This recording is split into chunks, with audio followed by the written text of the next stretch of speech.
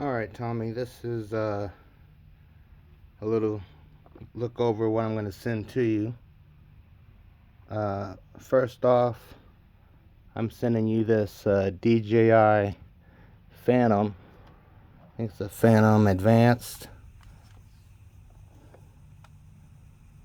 I'm sending you this so you can learn how to fly the actual drone.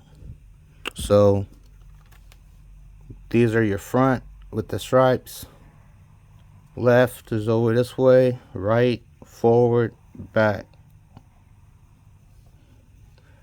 You just need to learn how to fly the drone. It's self-stabilized. There is a compass in here. You may have to go on YouTube and find out how to calibrate the compass. There's no camera on there. I took the camera off. It was damaged. But it's good enough to fly around and learn how to fly. So I'm sending you this so you can get in the air right away and have some type of flight. So once you become comfortable flying this, basically what I recommend is go outside, find a slab of concrete, a seam in a parking lot somewhere with four corners, land, take off, fly to one corner of the slab or the parking space, land it, take off again, go to the next spot of the parking spot, land it, take off again, fly to the next corner, land it, take off again, fly to the home spot where you took off from, land it, take off again, and just take off and learn how to take off and control the direction of this drone. Now this drone flies like a Pepsi bottle. It's really light, and it's pretty much you just point the stick the way you want the drone to go, and it'll go that particular way. And I'll help you if you need any help with that. I'm sending you this Martian. This is a Martian 2 frame. It came out probably 2014, 2016.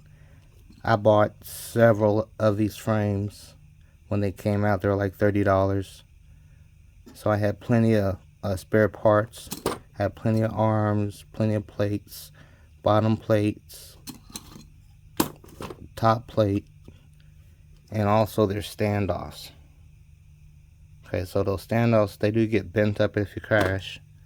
And I got you some standoffs here, some extra set, so you can replace them if you need to.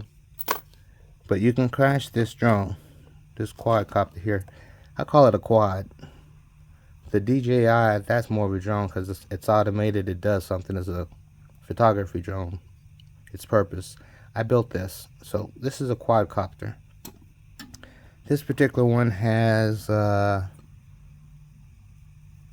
Emax red bottom motors. Now these motors here,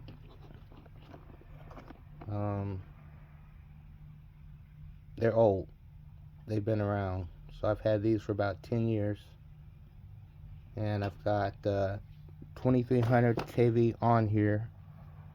And you have a bag of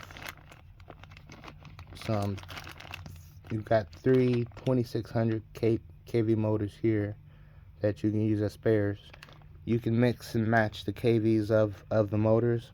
What I do is when I mix and match, I try to have the kV as close to each other as I can, like a 2300 kV and a 2450. I'll go ahead and throw that together on a quad and fly. You can fly like that. But if it was a 1700 kV and a 2400, I wouldn't do that because the motors are completely different physically. So you got three of those. You got a new 2300 spare motor here. I have never used it. It's brand new. We got that. I've also got a set of 4 motors here. Now these motors are counterclockwise and clockwise screws. So you got black screws in, or black nuts in here, and silver or nickel they go to the motor that it's on, so you can't swap the nuts on these motors. The nuts that are on these motors, they need to stay with that motor. Same for these. This motor, that nickel nut needs to go with this motor and stay with it. And same for all of those.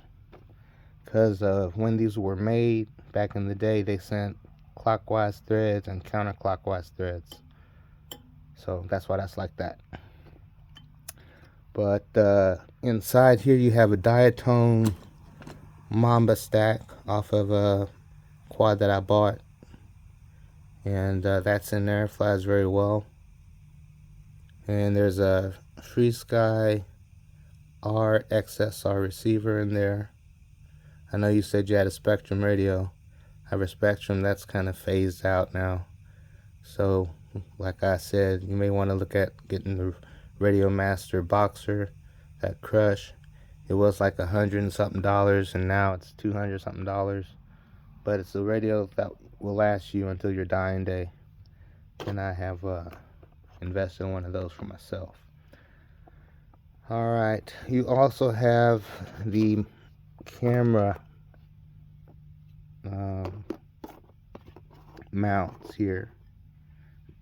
These go with this frame here. So you would just slide them into the slots. There's some slots down in there, and on the top plate you would just slide those in, and you can buy a camera.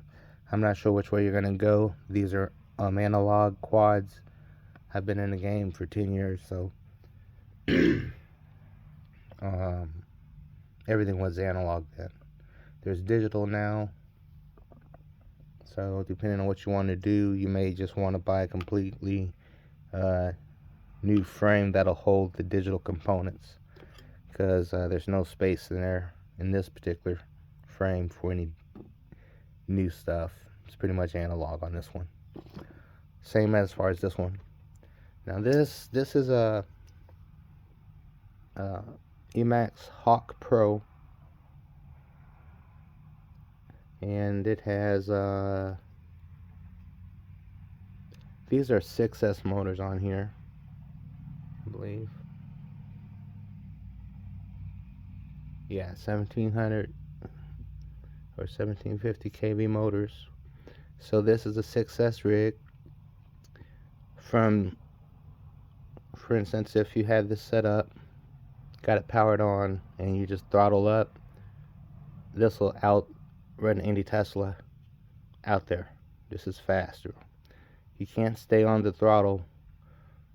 I mean, you can give it throttle for, a couple or a few seconds, but if you continue to stay on the throttle, you're either going to blow your battery up or you're going to brown out and mess up something inside. So you want to be careful on your throttle management. But flying the quads that I fly, I very seldom get above mid throttle when I'm flying. Even when I'm going my fastest, I'm very, very seldom at above mid throttle, unless I got a line set up already that I'm planning to run down, because the more you throttle up, the more you're gonna have to tilt your quad, and the more you tilt your quad, the more your camera here in the front is going to be looking at the ground. So you can't be at ground level and throttle your quad and expect to go forward with it, because you won't be able to see where it's going. So depending on your camera angle is gonna determine how fast you can cruise with your quad. Now some people run their cameras flat out. These particular quad is at an angle. You can angle it up, but that's about as far down as it's gonna get.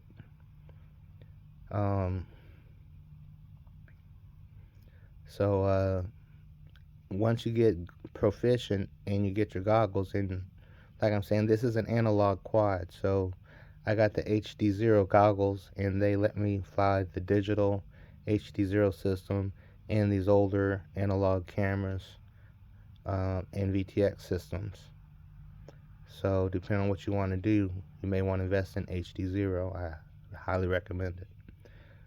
If you're trying to get video footage and you're worried about how good a picture looks, DJI is out there, but I'm not a DJI fan. I don't like being locked into a system. I like being able to do what I want to do DIY. So this is that Hawk Pro. Has a 5.8 video transmitter here and 2.4 gig radio link, and that's a FrSky as well. So that's what I used to fly back in the day. Now I'm flying Express LRS, and with Express LRS, I don't have to worry about losing control of my vehicle. So as far as a fail safe, anything like that, I'm not worried about that now, and it feels great to be able to fly and not worry about losing control of your aircraft. And you also can get the PWM receivers with your ELRS and put those in your RC trucks and vehicles. There's also a guy that I follow on YouTube. His name is Furadi, Furadi. He is a gentleman from Idaho, Boise area, and he was flying drones back in the day. He also does crawlers and RC trucks and stuff like that. So Tommy, if you have any problems or questions like that about RC trucks and stuff like that, he may be a contact that you can look up and chat with if you have any questions on that. He's also a FPV pilot, and he used to race and fly drones back in the day. He's getting back into flying now. But yeah, so I'm gonna get you back in the air. Like I said, once I get my money, I'm gonna send this out to you. You don't gotta send me nothing back. I'm not looking for nothing in return. I just want to get this stuff off of me because I've gotten sick, and I don't have that drive to actually. I don't have the energy to do all I want with these things because my time's counting down, bro. Now, if I was 20, it'd be a whole different story. I would have time to do this, do that, but I got so many drones over there on that wall. I'm never gonna fly. I fly all of them, but like I'm trying to get down, man. It's like anybody else, everybody collects something, but those drones or quadcopters, that's been my passion for the past 10 years, and I've really enjoyed building them. When I'm not flying them, I like to build them. When I crash them, I know I can build them, fix them back, just like you in the e-bike. So when you got that knowledge and that skill, you ain't worried about nothing because you got that. You know what I'm saying? So I'm hoping these will help you out. And I admire you, bro. I admire you and your family. You're a family man. You're taking care of your responsibilities, taking care of your wife and your kids and everything, no matter what. And I respect that a lot, brother. So if you don't want to get into this, you can pass it on to your son. If your son don't want to do it, your daughter or one of those other youngsters around. I see you got a lot of youngsters around you, and we need more people in technology in our in our environment. We need that knowledge. We need to pass that technology knowledge on. When my father was around, he was teaching me stuff. When I was 4 or 5 years old, he would have me there while he was fixing stuff and doing that and whatnot. So I owe a lot to my father of being able to just get something, break it down, figure out how it works, put it back together, and go on to the next problem. So I'm hoping you can do the same with this. Like I say, if you don't want it, pass it on to somebody else, your sons or one of their friends. But just get them in the hobby, man. And I hope this helps. And I'll talk to you later on. Peace.